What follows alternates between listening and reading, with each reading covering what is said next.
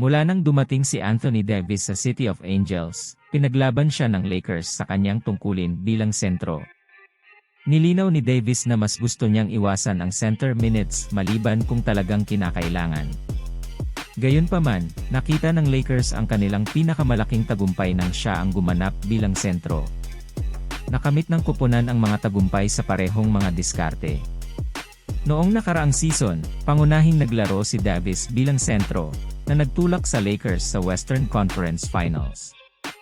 Noong 2019 tandang bawas 20 season, naglaro siya kasama ng isa pang kilalang big man na tumulong sa pag-secure ng championship.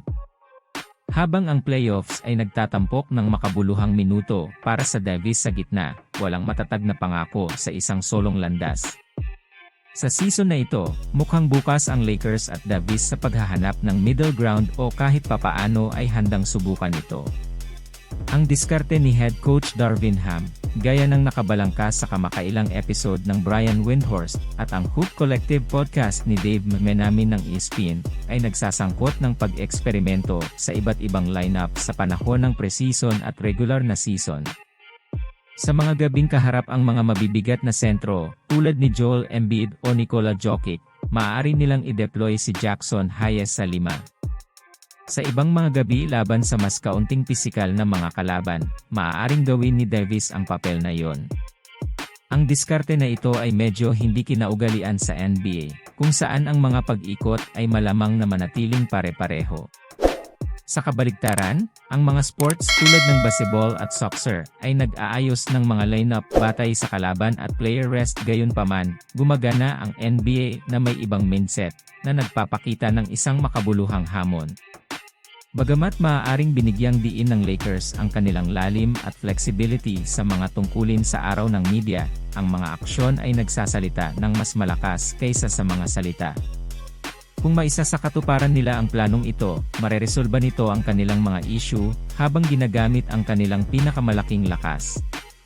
Tulad ng nabanggit ni Msman naman sa podcast, maaaring ito ang susi sa paghahanap ng karaniwang batayan sa debate sa mga minuto ng sentro ni Davis. Naniniwala sila na ang pag-iba-iba ng kanyang tungkulin, sa halip na i-confine lamang siya sa mga tungkulin sa sentro, ang solusyon. Ang diskarte na ito ay maaaring gawing mas maraming nalalaman at nakamamatay na koponan ang Lakers, na nag-aalok ng iba't ibang estilo ng paglalaro.